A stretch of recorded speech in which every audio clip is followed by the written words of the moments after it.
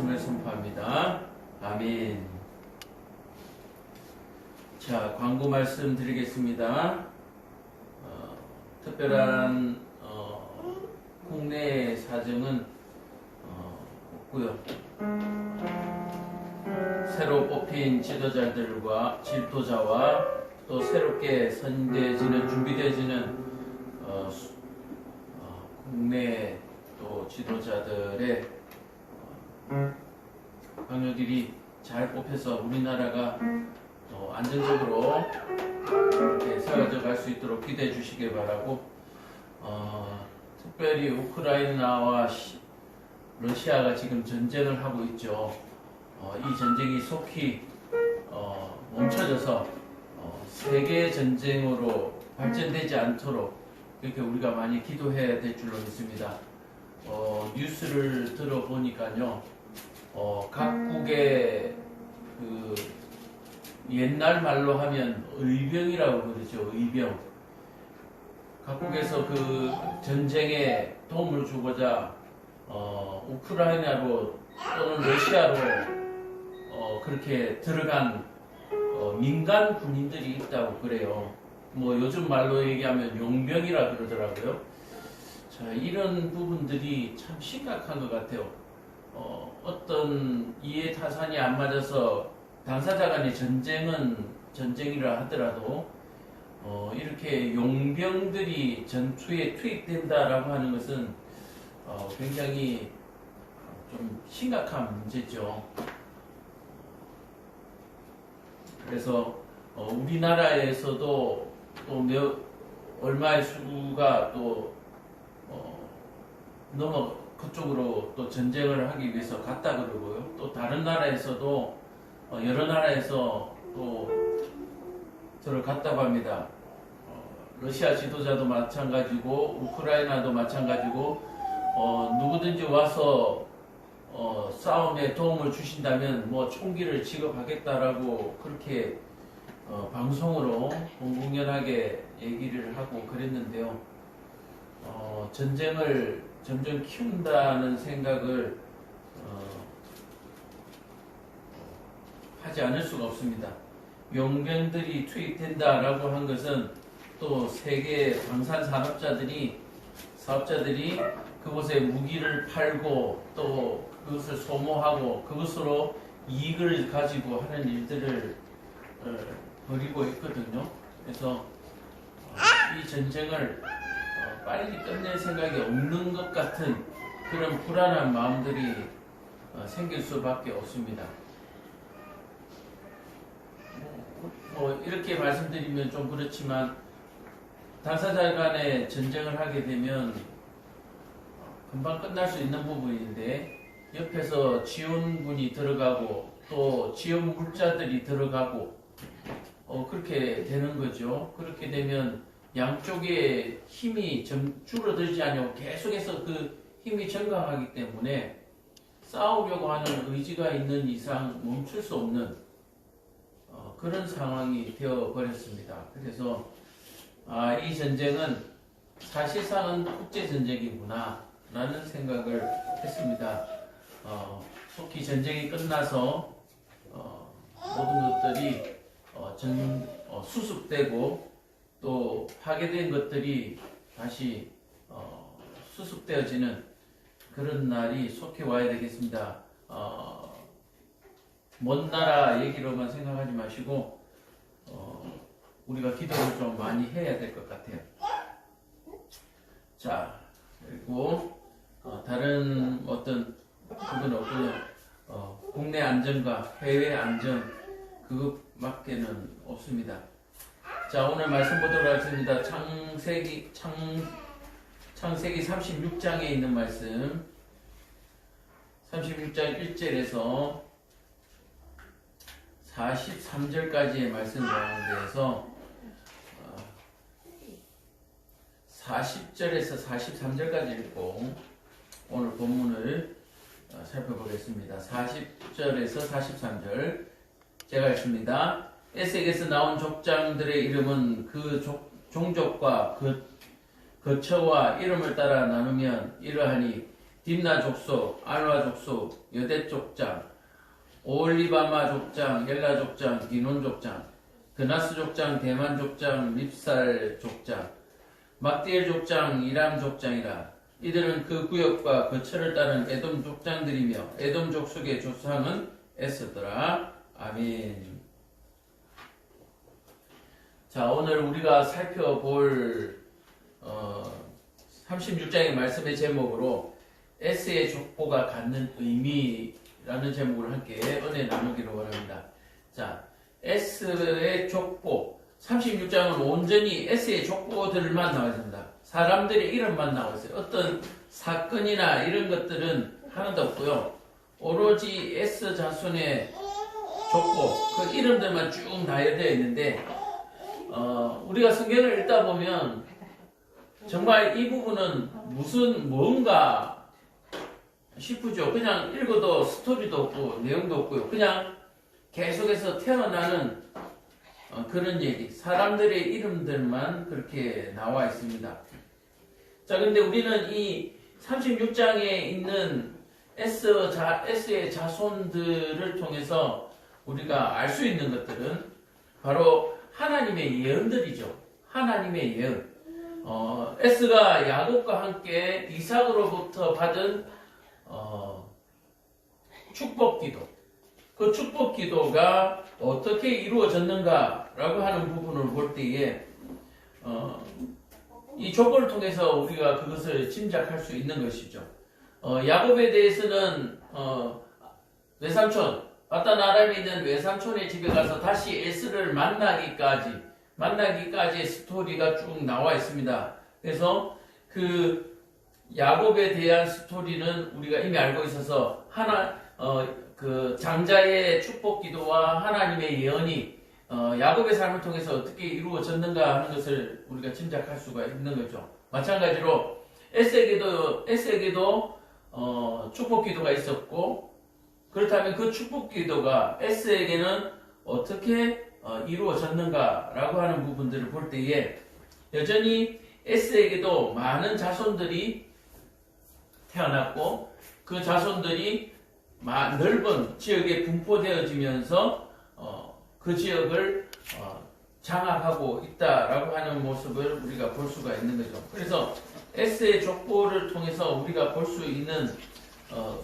그 의미가 무엇인가? 그냥 사람들은 그저 태어나고 또 죽고 또 새롭게 태어나고 그렇게 하는 그 인생들 가운데서 과연 우리는 어떤 의미를 찾아갈 수 있는가라고 얘기하는 거예요. 우리나라도 마찬가지죠. 뭐 반만년 역사다, 만년 역사다, 뭐 여러 가지 역사의 어떤 기간들을 가지고 있는데요. 삼국시대에서부터 통일신라 때부터 시작해서 조선을 거치면서 지금까지 많은 사람들이 태어나고 죽고 또 그 가운데 전쟁도 있었고 환란도 있었고요. 그런 것들을 거치면서 그렇다면 이 역사가 의미하는 것이 무엇인가? 사람의 태어남과 사람의 죽음은 곧 역사를 의미하는 것이죠. 그 사람들의 삶과 또 그 사람들의 삶의 연속들이 우리에게는 어떤 의미를 가지고 있는가라고 할 때에 인간으로서는 특별한 큰 의미를 찾아볼 수가 없는 것 같아요. 인간으로서는 그저 한 사람이 태어나서 나이가 들어서 죽거나 병들어 죽거나 전쟁 중에 죽거나 뭐 다른 어떤 사고로 인해서 죽는 것, 이 속에서 과연 어떤 의미를 찾을 수 있는가라고 얘기하는 거예요. 근데 크게 성경 속에서 하나님의 역사 속에서 바라볼 때에 이 사람의 태어남과 죽음은 곧 하나님의 약속과 관계되어 있다라고 하는 사실을 우리가 볼 수가 있는 거죠. 지난 35장의 마지막에 이삭의 죽음, 180세라는 나이로 생을 마감하면서 이삭의 삶을 통해서 우리가 알 수 있는 것은 바로 하나님께서 이삭과 맺었던 그 언약을 끝까지 맺으시는 모습을 볼 수가 있죠. 하나님은 이삭과 맺은 부분들을 끝까지 그 약속을 지키신다. 그래서 이삭이 태어나고 이삭이 결혼하고 또 이삭이 죽는 데까지 그 전체 과정은 무엇이냐면 하나님의 약속의 이루어진 약속을 지키심의 증거다라고 얘기를 하는 거예요. 그래서 사람의 인생은 곧 하나님의 살아계심의 증거, 하나님의 약속을 이루시는 하나님의 역사다, 그렇게 말씀드릴 수가 있는 거죠. 그래서 사람의 생명은 귀하다. 이 생명은 하나님께서 부여하셨고 하나님이 주셨기 때문에 이 생명은 귀하다. 우리는 그렇게 인간적인 부분에서는 그 생명만을 다루고 있지만 하나님의 긴 역사와 하나님의 그 구원의 약속, 구원의 사역들 가운데서 이 사람의 한 사람의 나고 또 죽음은 그저 태어나고 죽는 것에 끝나는 것이 아니라 하나님이 살아계신 존재, 살아계신 증거와 또 하나님께서 살아계시면서 일하고 계신다는 바로 그 증거를 나타내고 있다라고 얘기를 하는 거예요. 그래서 그 사람의 인생 가운데서 한 인생이 마지막을 마감할 때에 내가 하나님의 은혜로, 내가 하나님의 백성으로 살다가 죽은 그런 영혼 인생들에게는 하나님을 시인하고 죽음으로 말미암아 하나님이 살아계시다라고 하는 것이 증거되죠. 그러나 하나님을 믿지 않는 사람들의 그 마지막 입술 속에서는, 마지막 그 유언 속에서는 하나님이라는 그 단어 자체가 나오지 아니하기 때문에 그 사람에게서는 하나님은 죽었고 하나님은 없다라는 결론을 내리는 거죠. 그래서 하나님이 없다라고 결론을 내리는데 결국 이것이 뭡니까? 거짓말이다 라고 얘기를 하는 거예요. 한 인생이 태어나서 거짓으로 그냥 끝나버리는 거예요.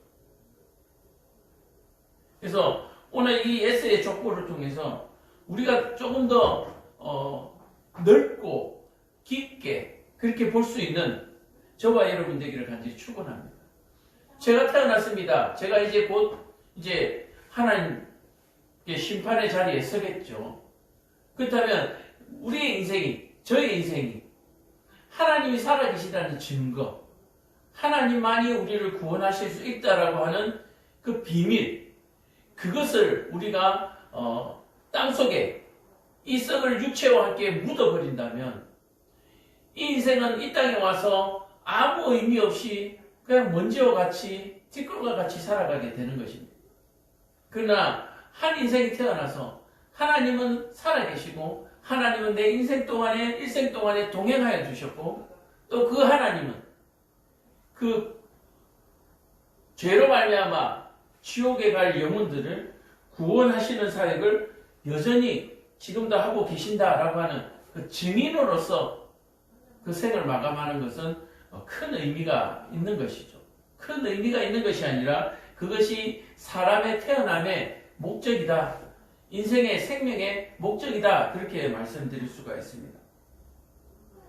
오늘 지난 주일날 말씀드린 이삭의 죽음, 바로 하나님의 살아계심과 하나님의 구원 사역이 계속되어지고 있다라고 하는 사실을 보여줌으로써 하나의 증거로서 그 생을 기록하고 있습니다. 야곱 또한 그 이삭의 하나님을 나의 하나님으로서 자신의 하나님으로 받아들이면서 이제 그 야곱의 인생 가운데 하나님이 살아계심과 하나님의 구원 사역들이 그 인생을 통해서 나타나는 것이죠.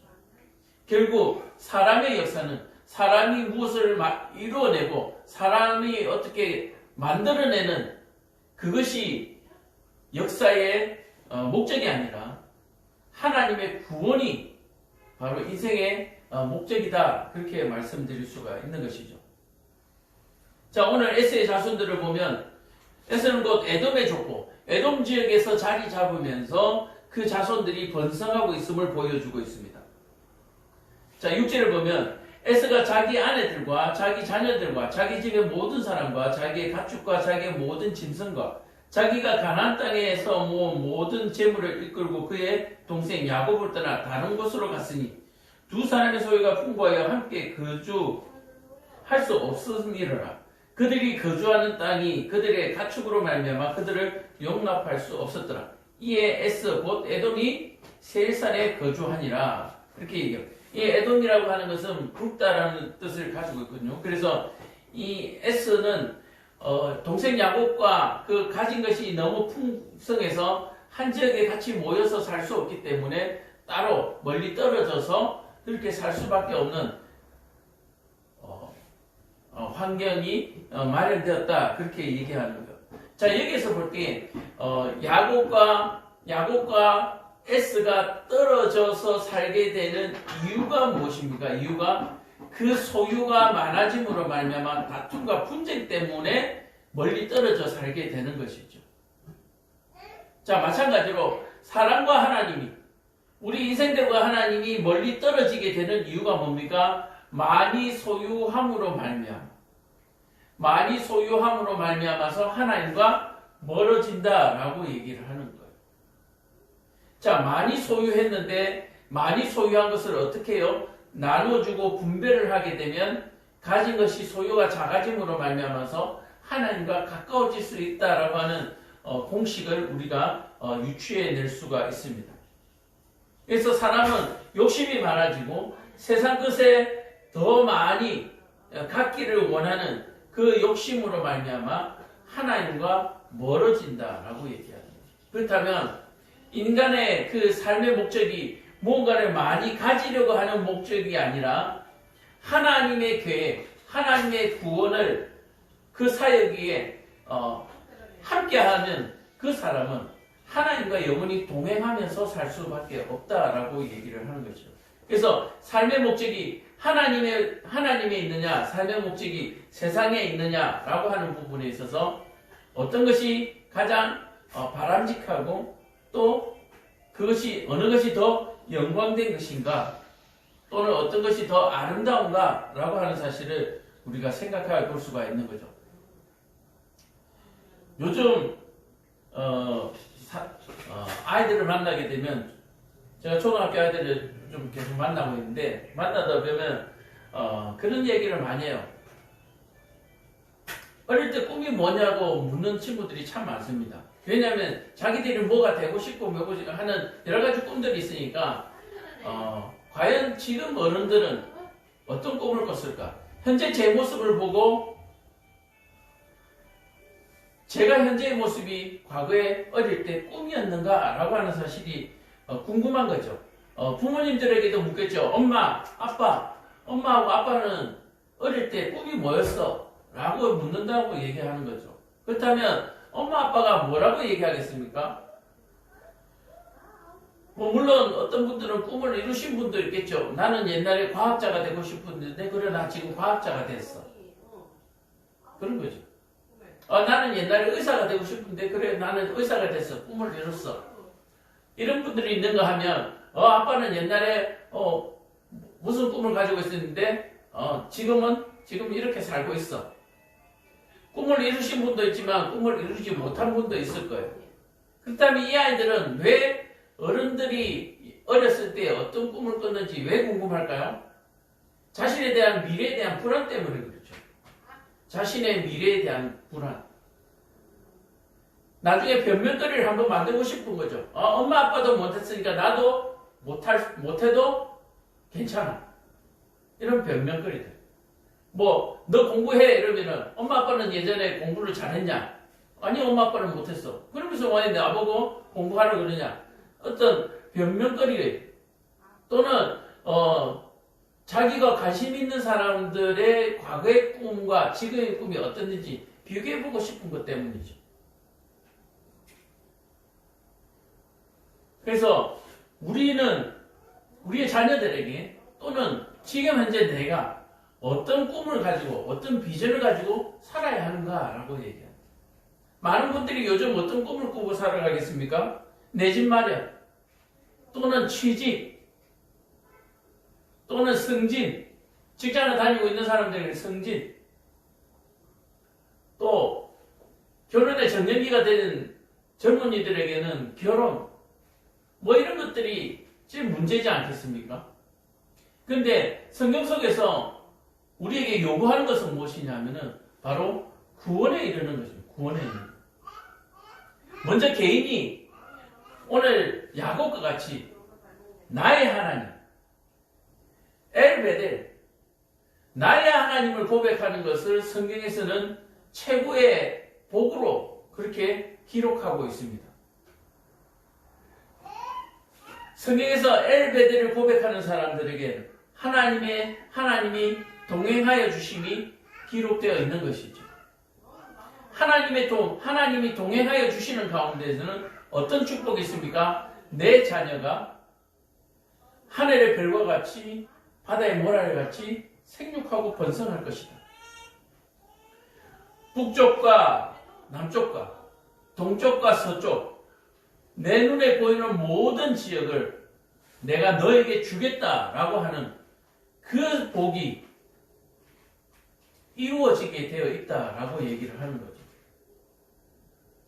우리는 지금 이 땅에서 내 집 마련, 내 몸 하나 누릴 수 있는 또는 내 가족이 추위와 더위를 피할 수 있는 내 집 마련에 목숨 걸고 있을 때에 엘베델을 선포하는 사람에게는 내 가족이 머무는 내 집 마련이 아니라 내 자손들이 머물 땅을 마련하는 꿈을 꾸게 된다라고 얘기를 하는 거예요. 여러분들은 어떤 꿈을 꾸고 싶습니까? 100평이든지 200평이든지 좋습니다. 나는 200평짜리 땅이 좋아. 집이 좋아. 근데 성경에 엘베델을 고백하는 사람들에게는 눈에 보이는 북쪽과 남쪽과 동쪽과 서쪽을 바라보는 모든 땅이 너의 집이 될 것이다 라고 성경은 약속하고 있거든요. 그 약속이 야곱을 통해서 이삭을 통해서 아브라함을 통해서 이루어지고 있는 것을 우리가 성경을 통해서 보게 되는 것입니다. 자, 그렇다면 이삭의 족보를 통해서 우리가 볼 수 있는 것은 뭡니까? 에스의 족보를 통해서 우리가 알 수 있는 것은 무엇입니까? 이삭이 에스에게 기도한, 축복한 그 모든 것들에 대해서 과연 에스에게도 동일한 은혜가 있었는가라고 얘기할 때 예라고 말씀드릴 수가 있는 것이죠. 야곱에게 장자권을 뺏겼습니다. 그리고 장자의 축복의 기도를 야곱에게 뺏겼어요. 그리고 이삭에게는 에스에게는 더 이상 이야기해줄 축복을 빌어줄 것이 없는 거예요. 축복을 빌어줄 것이 없음에도 불구하고 에스 역시 많은 민족을 이루고 넓은 지역을 차지하고 그렇게 살아가더라라고 얘기하는 거예요. 그러나 에스는 여전히 그 가진 물질들을 위해서 그렇게 살아가게 되는 것이죠. 오늘도 말씀드린 것 같이 자기가 가진 바로 이 많은 물질들 때문에 야곱과 함께 거하지 못하고 에돔 지역에서 살아가게 된다라고 얘기하는 거예요. 이 모든 소유의 재물을 이끌고 동생 야곱을 떠나서 다른 곳으로 갔더라. 그렇게 얘기해요. 물질 때문에 지역을 이동하는. 그러나 야곱은 물질 때문에 지역을 이동하는 것이 아니라 하나님이 거주하라고 한 곳에 야곱은 거주하고 있다라고 하는 사실을 여러분들이 주목할 필요가 있는 것이죠. 여전히 하나님께서 생육하고 번성하게 하시지만 그 생육하고 번성하는 가운데 한 무리는 물질을 위해서 재물을 위해서 그렇게 살아가고 한 집단은 하나님의 명령에 따라서 하나님의 말씀에 의해서 그렇게 살아가는 무리, 이렇게 두 국민이 살아가고 있는 모습을 볼 수가 있다라고 얘기하는 거예요. 우리는 어떤 삶을 살아야 하겠습니까? 에스도 에돔 지역, 많은 넓은 지역을 통해서 그 많은 장성한 자녀들이 자라나고 있습니다. 에돔의 왕들을 보면 이스라엘 자손을 다스리는 왕이 있기 전에 에돔 땅을 다스리던 왕들이 이러하다라고 하면서 왕들의 이름이 쭉 나오는데요. 왕이라고 하면 뭡니까? 그 지역, 그 땅을 다스리는 최고 우두머리로 왕으로 얘기하잖아요. 우리가 성경 속에서 야곱과 에서가 축복 기도를 하는데 야곱에게 장자권을 빼앗긴 에서는 정말 지질도 궁상맞고 불쌍하게 살아가야 되는 것이 맞잖아요. 그러나 그렇지 않잖아요. 여전히 이 에서도 한 지역을 풍요하면서 그렇게 살아가고 있습니다. 그러나 살아가는 방법, 살아가는 목적, 그리고 또 그 살면서 이루어지는 그 이루음에 대한 그 역사들이 서로 다른 그림을 그려가고 있다라고 하는 사실을 여러분들 꼭 기억하시기 바랍니다. 한쪽은 바벨탑과 같은 사람의 탑을 그렇게 쌓아 올리는 인생이었다 하면, 한쪽은 하나님의 이름을 높이는, 하나님께 영광을 돌리는 그러한 역사를 그려가는 무리, 두 국민을 우리는 성경 속에서 발견하게 되는 것이죠. 사랑하는 성도 여러분, 오늘 우리가 보면서 지난 시간에 이삭의 죽음은 우리에게 시사하는 바가 참으로 크죠. 이삭은 야곱과 에서를 낳음으로 말미암아 그 형제의 분쟁으로 말미암아서 굉장히 불행한 삶을 살아갔잖아요. 그러나 마지막에 하나님이 이삭에게 한 그 약속을 결국엔 지키시는 것. 야곱과 에서가 함께 이삭을 장례하는 그런 아름다운 마무리를 하나님께서 결국은 이루어 가신다라고 얘기하는 거예요. 두 국민이 싸웠지만 그 연합되고 화합된 모습을 하나님이 결국은 이루어 가신다. 결국 무엇입니까? 누구 때문에요? 이삭 때문에. 야곱과 에서는 결국 뭐 때문에 화해했습니까? 하나님 때문에 화해했지만 결국은 무엇입니까? 이삭에게 하나님께서 약속하신 그 약속 때문에 야곱과 에서가 화목할 수 있었던 것이죠. 자, 그렇다면 우리가 어떻게 살아야 하는가? 하나님과 어떤 언약을 맺고 살아가는가 하는 것은 바로 우리의 마지막 엔딩이 어떻게 될 것을 분명하게 말씀드릴 수가 있는 거죠. 또는 우리가 미리 예측할 수가 있는 것입니다. 우상을 섬기는 이 땅에도 지금 현재도 우상을 섬기고 점을 치는 사람들, 사주팔자를 보는 사람들을 보면 내 장래가, 내 미래가, 내 직업 운이 어떻게 될지 많은 돈을 들여가면서 그 점쟁이의 말을 들으려고 하는 경우가 참 많죠. 이번 대선에서도 뭐 점쟁이를 불렀네, 구슬했네, 어쨌네 말을 많았지만 그거는 이미 역대 모든 지도자들이 다 했던 일이니까 별로 놀랍지도 않아요. 자, 그런데 우리는 분명하게 성경을 통해서 내 마지막의 모습을 우리는 점쳐보는 것이 아니라 거울을 보듯이 우리는 볼 수가 있는 거죠. 우리의 마지막이 어떨까? 내가 현재 엘베델 하나님을 내 하나님으로 그렇게 고백하고 사는 사람은 마지막의 모습이 오늘 이삭의 모습과 같을 것이다 라고 얘기를 하는 거예요. 에서도 마찬가지죠. 자신의 지금 삶이 엘베델의 삶이냐 아니냐에 따라서 이들의 삶의 마무리가 어떻게 될 것을 우리는 분명히 알 수가 있습니다. 야곱 또한 마찬가지죠. 야곱이 어떤 결과를, 어떤 종말을 맞게 될지, 마지막의 모습이 어떨지는 이미 여기에서 이미 알고 있는 거죠. 35장 8절에 본 바와 같이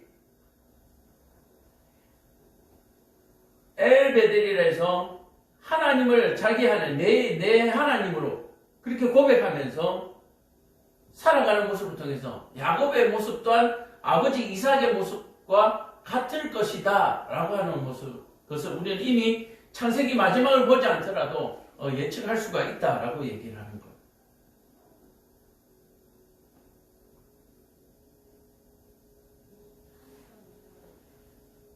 많은 사람들이 불안해합니다. 내일이 어떻게 될지 또는 내년이 어떻게 될지 불안해합니다. 내 자녀들이 어떻게 될지 부모된 입장에서는 불안해합니다. 그러나 오늘 말씀을 통해서 그 불안한 마음이 다 해소되어지기를 간절히 축원드립니다. 내 자녀의 마지막 모습은 내가 현재 어떠냐에 따라 모든 것이 달려 있습니다. 만약에 이삭이 하나님 앞에 온전히 바로 서지 못했다면 야곱과 에서는 여전히 화목하지 못하고 또는 누군가가 가인과 아벨처럼 그런 엄청난 사건이 발생했을 수도 있습니다. 그러나 이삭은 온전하게 하나님 앞에 붙들려 있는 자였기 때문에 마지막에 그 아들 야곱과 에서가 서로 화목하는 모습을 만들어내게 되는 것이죠. 바로 그것이 하나님께서 이삭에게 준 뭐다? 복이다. 그렇게 얘기를 할 수 있습니다. 자, 이 복이라는 것이 결국 무엇을 의미합니까? 하나님이 함께 하시는 게 복이죠. 하나님이 동행해 주시는 것이 복입니다. 우리는 내게 물질이 많은 것, 내게 큰 대궐 같은 집이 있는 것, 내가 좋은 직장을 가지고 있는 것, 내가 출세하는 것, 그런 것들이 복이라고 생각하시는 분들이 너무나 많습니다. 착각하지 마십시오. 그것이 중요한 것이 아니라 내 안에 하나님이 계신가 안 계신가, 그것이 복이 있냐 없냐의 결정이다라고 하는 거예요. 내게 고래등 같은 집이 있지만 내 안에 하나님이 없으면, 이 집의 주인이 하나님이 아니시면 이것은 빈 껍데기에 불과하고 내가 잠시 소유하는 것으로 끝나고 또는 이것이 곧 무너질 것이고 또 내 육체 또한 썩어질 것이다 라고 하는 사실을 우리는 알아야 하는 것입니다. 우리가 받으려고 하는 구원은 영원한 구원입니다. 내 육체와 내 영혼이 영원히 하나님 나라에서 살아가는 것을 얘기합니다.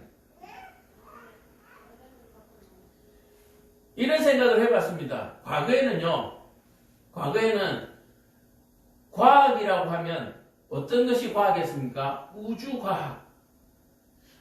우주. 이 지구 바깥으로 나아가는 과학을 과학이라고 얘기했습니다. 그런데요, 이 우주를 밖으로 나가다 보니까 우주의 끝을 발견할 수가 없어요. 우주의 생성도 제대로 무엇인지 알지 못하겠고 우주의 마지막도 어떻게 될지 알지 못하겠어요. 그러나 가만히 보니까 그렇다면 이것이 어떻게 생겨나갈 것인가. 그래서 요즘은 생명과학이라고 그러잖아요. 생명과학. 이제는 우주의 탄생이 궁금하고 우주의 생성이 중요하고 그 생명이 더 중요하다. 그래서 생명과학으로 바뀌는 것을 볼 수가 있습니다. 마찬가지로 그동안에 하나님의 복이 물질에 있고 또는 부귀 영화 또는 출세에 있었다면 이제는 좀 더 하나님께로 더 다가가서 하나님을 소유하는 것이 우리에게 복이 되어야 되지 않는가. 그 진실을 우리가 발견할 수 있어야 된다라고 말씀하는 거죠. 여전히 우리는 교회에 나와서 오늘도 처음 시작하면서 우크라이나와 러시아의 그 전쟁이 끝나기를 기도하자고 말씀드렸습니다. 전쟁이 끝나는 것, 그건 물론 좋은 일이죠. 그러나 종국은 무엇입니까? 그 러시아와 우크라이나에 주 예수 그리스도가 복음이 전해져서 그들이 구원받는 것이 종국에는 진정한 복이 임하는 것이다 볼 수가 있는 거죠. 그렇다면 전쟁이 무마되는 것, 전쟁이 끝나는 것, 이것은 복의 뭐라고 말씀드릴 수 있어요? 이제 겨우 복의 시작에 불과하다라고 얘기합니다. 지금 북한에도 지하교회는 있다라고 하지만 남한과 북한이 통일이 되어야 하는 이유가 뭡니까? 복음이 들어가기 위해서, 그곳에 있는 사람들이 예수님을 마음껏 믿을 수 있도록 해주기 위해서, 그래서 통일이 되어야 되는 거예요. 지금 대한민국에 보십시오. 자유대한민국이라고 하지만 기독교 인구 5%도 안 돼요. 진정한 믿음을 가진 사람은 과연 1%라도 될까요? 10%, 20%에 넘게 많은 사람들이 하나님을 전해 들었습니다. 또 예전 과거에 교회를 다녔습니다. 또 나는 정말 잘 믿는가 하면서 교회를 열심히 다니십니다. 근데 이들의 삶 속에서 과연 복을 찾아볼 수 있는가라고 얘기합니다. 복을 어디에서 찾습니까? 주일마다 교회 가는 모습 속에서 그 사람의 복이 있다. 그것은 세상 사람들이 보는 눈이죠. 그러나 하나님께서 보시는 눈은 내 안에 정말 영원히 하나님을 갈망하고 있는가? 또 처음으로 돌아가자면 당신은 꿈이 무엇입니까? 라고 얘기했을 때에 그 꿈이 무엇인가에 따라서 우리의 발걸음은 움직여가고 있잖아요. 과학자가 되고 싶은 친구들은 열심히 탐구하면서 공부를 할 것이죠. 그래서 꿈은 그 사람의 그 진로를 결정하게 되어지는 것입니다. 당신의 꿈이 뭡니까? 당신의 소망이 무엇입니까? 나는 하나님의 복음을 전하는 것입니다. 그렇게 선포하고 그것이 이 마음에 있는 사람은 그 발걸음이 복음을 전하는 길로 나아가고 있는 거예요. 나는 내 집 마련이 꿈입니다. 그 사람은요, 그 집을 향해서 그 집을 마련하기 위한 그런 삶을 살아가게 되어지고 있는 거죠. 나는 내 자녀들이 공부 잘해서 좋은 직장에 다니기를 원합니다. 이런 사람들은요, 또 그 일을 위해서 발걸음을 가는 거예요. 내 자녀들이 공부 잘해서 좋은 직장에 가야 되니까 내 자녀들을 학원을 보내야 되고 또 학원을 보내서 공부를 잘하도록 해야 되니까 나는 열심히 그 학원비를 벌어야 되고 그 인생은 결국 돈 버는 인생으로 끝나버리는 거예요. 그러면서 조금 여력이 있으면 뭐요? 교회에 나가는 거예요. 교회 나가서 구원해 주세요. 내 자녀 잘 되게 해주세요. 내 자녀 출세하게 해주세요. 이 우상을 섬기는 것과 뭐가 다릅니까? 이 우상을 섬기는 것이죠. 그 사람의 꿈은, 그 사람의 중심은 그 사람이 가는 발걸음을 인도하고 있다라고 하는 사실을 오늘 본문을 통해서 우리는 봐야 합니다. 야곱은 처음에는 형의 그 장자권이 부러웠습니다. 그러나 그 장자권을 가졌을 때에 그가 가진 것은 아무것도 아니라는 것을 알 수가 있죠. 형이 나를 죽이려고 해요. 그 장자권 오히려 받는 바람에 자신의 생명이 위태로워졌습니다. 그러나 베델에서 하나님을 만나고 또 삼촌 집에 가서 형 에서를 속였던 것처럼 아버지를 속였던 것처럼 20년이 넘게 그렇게 속임을 당하는 삶을 살아갔죠. 그러나 베델로 돌아와서 엘베델을 선포할 때에 비로소 그는 평안히 그 삶에 찾아왔다라고 하는 사실 여러분들 꼭 기억하시기를 바랍니다. 삼촌 집에 갔습니다. 결혼하는 문제부터 그 자녀들을 갖는 문제부터 한 번도 편해본 적이 없습니다. 제대로 두 발을 뻗고 자본 적이 없습니다. 제대로 품삯을 계산해서 받아본 적도 없습니다.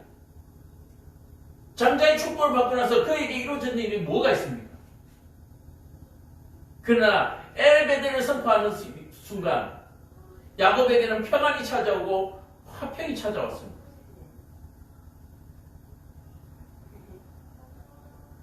에스를 만나기 전에는 어땠습니까? 그 사랑하는 딸 디나가 딸이 강간을 당하는 그런 엄청난 사건을 당하고 또 시몬과 레이라고 하는 두 아들이 많은 사람들을 돌육하는 살육하는 그런 살육의 자녀들을 그 눈으로 또 보게 되고 그 인생에서 한 번도 그 기쁨이라고는 찾아볼 수가 없는 것이죠. 그러나 언제 행복이 찾아왔습니까? 언제 기쁨이 찾아왔습니까? 언제 평안이 찾아왔습니까? 엘베델에서 하나님을 만남으로 말미암아 모든 것이 이루어졌잖아요. 근데 에스의 족보 속에서는 엘베델의 모습을 찾아볼 수가 없다는 사실을 여러분들이 꼭 기억하시기 바랍니다. 여기에서 어디에 오늘 36장을 에스의 족보를 보면서 여기에 하나님을 찾아보신 적이 하나님이라는 단어가 나옵니까? 엘베델이라는 말이 나와요? 모든 재산을 이끌고 그는 동생을 떠나서 더 넓은 곳으로 더 좋은 땅으로 옮겨갔더라. 그는 여전히 그 장자권을 가지고 있던 그 물질에 아버지의 유산으로 물려주시는 그 물질에 매여서 살아가는 어리석은 장자로 살아가는 것이죠. 야곱은 장자로 태어나지 못했지만 엘베델의 하나님을 만남으로 말미암아서 그가 실질적으로 이제 생육하고 번성하라고 한 그 민족이 너에게서 나오겠다고 하는 하나님의 약속을 받아내게 되는 것입니다. 바로 이것이 진짜 야곱이 받은 장자의 축복이고 하나님의 복이 되는 것입니다. 내가 몇 번째로 태어나고 내가 집에서 세 번째고 네 번째고 필요 없다라고 하는 거예요. 엘베델의 하나님을 고백하고 엘베델의 하나님을 만난 사람은 하나님 앞에 어떻게 된다고요? 장자와 같이 여겨지고 장자의 삶을 살아가게 된다라고 얘기하는 거예요. 그 장자의 삶은 뭡니까? 내가 하나님을 섬기면서 살겠다고 하는 그 장자. 혹시 아십니까? 하나님을 섬기지 않는 종갓집 뭐 이런 얘기 들었죠. 조상을 섬기시는 분들 얘기 들었죠. 그 장자는 뭘 합니까? 종손이라고 해서 그 집안의 조상을 대대로 섬기면서 살아갔잖아요. 비록 그 대상은 잘못됐지만 종손은요 그 집안의 그 조선씨를 계속해서 섬기고 가는 거예요. 대상이 잘못됐지만 그 믿음은 우리보다 훨씬 낫다고 볼 수가 있는 거죠. 그러나 대상이 틀면, 대상이 나쁜 것이면, 안 되는 것이면 그 인생은 아무리 가봐야 안 되는 것이죠. 목적지에 도달할 수가 없는 것입니다. 우리가 도달해야 될 곳은 원래 우리가 있었던 하나님의 나라, 원래 하나님이 만들어 놓으신 에덴의 동산, 그 하나님의 나라, 또 요한계시록에서 말씀하고 있는 새하늘과 새 땅, 거기가 우리가 가야 할 곳이고 우리가 영원히 갈 수 있는 곳이다 라고 하는 사실 여러분들 꼭 기억하시기를 바랍니다. 36장 정말 사람의 이름밖에 없고 아무것도 없지만 여기에서 여기 하나님이 없네 라고 하는 사실을 여러분들이 발견할 수 있어야 된다라고 하는 거예요. 지루해. 뭐 사람 이름만 쭉 나오고 35장까지 읽다가 36장 뛰어넘어서 37장 읽고 뭐 이런 거 많잖아요. 뭐 이거 학교에서 시험 칠 것도 아니고 이름 다 외울 필요도 없고요. 그죠? 대충 보면 하면서 넘어가는 거예요. 근데 하면서 넘어가야 될 것이 아니라 여기에는 하나님이 없네. S의 족보에는 하나님이 안 나오네. S의 삶 속에서는 하나님이 없네. 그걸 발견할 수 있어야 하고 그 하나님이 없는 S의 삶은 우리가 요한계시록 뒤까지 또는 구약의 뒤까지 가보지 않더라도 S의 삶을 우리가 점칠 수 있는 점쟁이가 되는 것이죠. 우리는 점쟁이는 아니지만 야곱의 마지막이 어떨지 이미 점쳐볼 수 있습니다. 그리고 그것은 분명하게 맞습니다.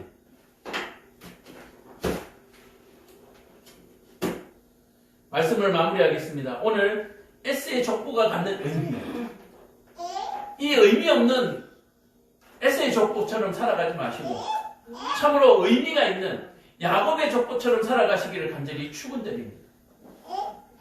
야곱에게 하나님이 엘베델의 선포를 받을 때, 그 고백을 받을 때에 이 땅에 생육하고 번성하라고 한 그 복이 바로 너에게로부터 시작할 것이다. 이 엄청난 하나님의 선포를 받게 되는 것이다. 그렇다면 지금 우리는 바로 생육하고 번성하라고 한 그 야곱의 그 복 안에 지금 저와 여러분들이 있는가가 가장 중요하죠. 그리고 그 야곱과 같이 우리도 엘베델을 선포하고 있는가, 두 가지를 우리가 점검해 봐야 합니다.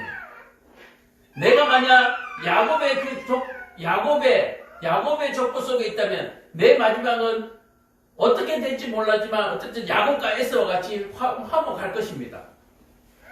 그러나 이삭과 같은 아름다운 마감이 될지는 두고 봐야 할 일이죠. 우리는 지금 야곱의 그 복 속에 쌓여 있습니다. 그러나 야곱이 맞게 될 그 마지막처럼 우리의 마지막이 그렇게 아름다울지는 두고 봐야 할 문제잖아요.